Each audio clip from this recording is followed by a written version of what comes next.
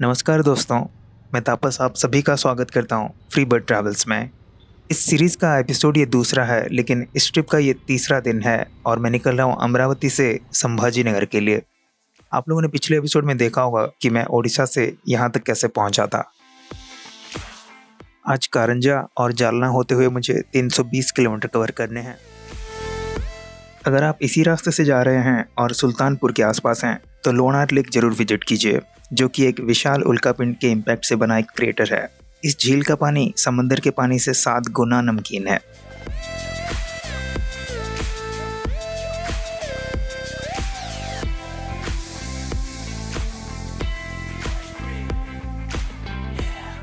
इस 2 lane highway में ऐसे ही ट्रक्स को ओवरटेक करते हुए और बारिश के मजे लेते हुए मैं पहले पहुंचा जालना, जहां से 4 लेन हाईवे मिल जाता है, और संभाजी नगर पहुंचते वक्त शाम के 5 बज गए थे।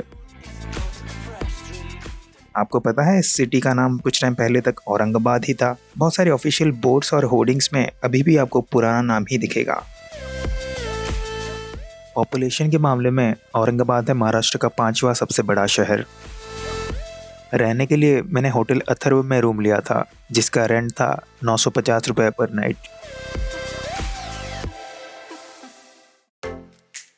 ये है ट्रिप का चौथा दिन और आज मैं सबसे पहले जाने वाला हूँ 12 ज्योतिर्लिंगों में से सबसे आखिरी ज्योतिर्लिंग श्री कृष्णेश्वर जी का दर्शन करने, जिन्हें हम घुष्मेश्वर और कुसुमेश्वर के नाम से भी जानते हैं। मैंने होटल लिया था सेंट्रल बस स्टैंड के पास, जहां से आपको आराम से स्टेट रन बसेस मिल जाएंगे एलोरा केव्स के लिए, जहां से मंदिर का डिस्टेंस बस 1.5 किलोमीटर है, जबकि एलोरा का डिस्टेंस 30 किलोमीटर है संभाजी नगर से। रास्ते में आता है दौलताबाद। आप पहाड़ के ऊपर एक फोर्ट देख पा रहे होंगे, वहां जाएंगे तो जरूर, लेकिन इस एपिसोड में नहीं। इस जगह के बाद ही एक सुंदर सा घाट सेक्शन स्टार्ट हो जाता है।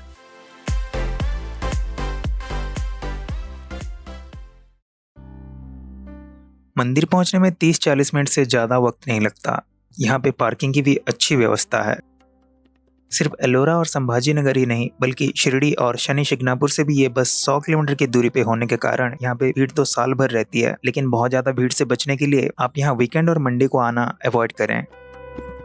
वेरूल में स्थित ये मंदिर ज्योतिर्लिंग मंदिरों में से सबसे छोटा है। ये माना जाता है कि इसे 13वीं शताब्दी में बनाया गया था। बहुत बार इसके ऊपर आक्रमण किया गया है और नुकसान भी पहुंचाया गया है। अभी जो मंदिर आप देख रहे हैं, इसे इंदौर की रानी अहिल्याबाई होलकर ने 18वीं शताब्दी में बनवाया था।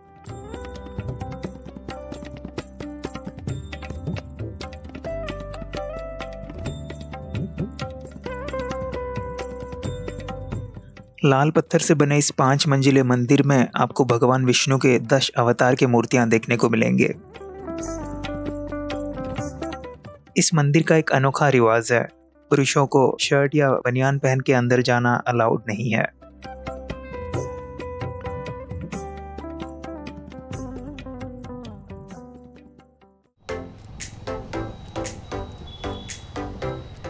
बस 5 मिनट के बाद मैं पहुंच गया था वर्ल्ड फेमस एलोरा केव्स के पास। यहाँ पे भी पार्किंग के लिए काफ़ी जगह है। बसेस और टैक्सीज आपको यहीं पे ड्रॉप करते हैं।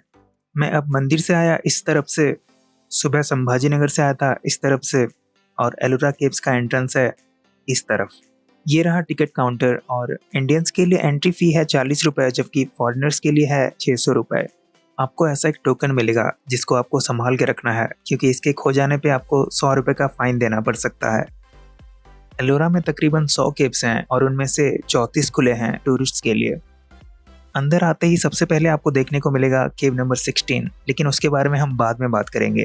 बेसाल्टिक क्लिफ फेस में नॉर्थ से साउथ तक 2 किलोमीटर में बने इन शानदार केव्स को देखने के लिए आप चलने के अलावा इलेक्ट्रिक व्हीकल्स का भी यूज कर सकते हैं, जो कि आपको मिलेंगे इसी पॉइंट से। इस प्रीमाइसेस में एंटर करने के बाद भले ही आपको केव नंबर 16 सबसे पहले दिखे, लेकिन एलोरा केव्स को देखने का सबसे अच्छा तरीका है केव नंबर 1 से शुरुआत करना। मेरा यहाँ पे बताना जरूरी है कि यहाँ पे जो 34 केव्स हैं, उनमें से पहले 12 यानी कि केव नंबर 1 से 12 तक हैं बुद्धिस्ट केव्स, जबकि अगले 17 यानी कि केव नंबर 13 से 29 तक हैं हिंदू केव्स, और आखिरी 5 यानी कि केव नंबर 30 से 34 तक हैं जैन केव्स। केव्स के इन सीरीज के अगर टाइमलाइन को देखें तो केव नंबर 1 से 5 तक सबसे पहले बनाए गए थे। मैं हूँ अब इस प्रीमाइसेस के सदर्न साइड में और आपको ऐसे वाटरफॉल्स बस मानसून में ही देखने को मिलेंगे।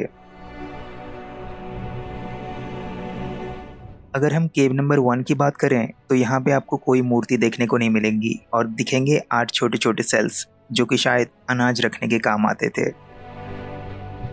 केव नंबर 2, 3 और 4 में काफी समानताएं हैं। यहाँ पे द्वारपाल बोधिसत्व के साथ साथ कुछ परियों के मूर्तियां भी देखने को मिलेंगे। ये केव लॉर्ड बुद्धा को समर्पित है जो कि एक लायन थ्रोन में विराजमान है।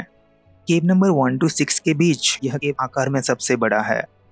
इस विशाल हॉल में देखने को मिलेंगे 24 पिलर्स। ये हॉल सभागृह और भोजन पीठ के तौर पे इस्तेमाल किया जाता था। गर्भगृह में बोधिसत्व के साथ साथ गंधर्वों से घिरे हुए भगवान बुद्ध की प्रतिमा भी देखने को मिलेंगी। केव नंबर 6 में आपको देवी तारा की मूर्ति देखने को मिलेगी।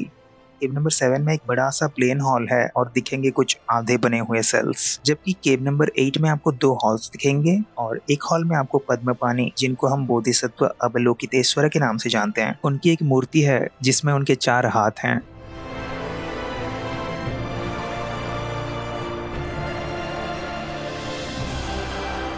ये एलोरा के सबसे शानदार केव्स में से एक है। लोकल कारपेंटर्स यहाँ पे भगवान बुद्ध को विश्वकर्मा के रूप से पूजा करते हैं, इसलिए इसको विश्वकर्मा केव भी कहा जाता है।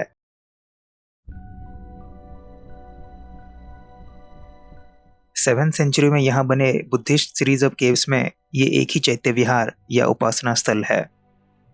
भगवान बुद्ध यहाँ पे धर्मचक्र प्रवर्तन मुद्रा में विराजमान है। यहाँ पे काफी उच्च कोटि की कारीगरी देखने को मिलती है। ऐसा लगता है जैसे लकड़ियों के ऊपर नक्काशी की गई हो।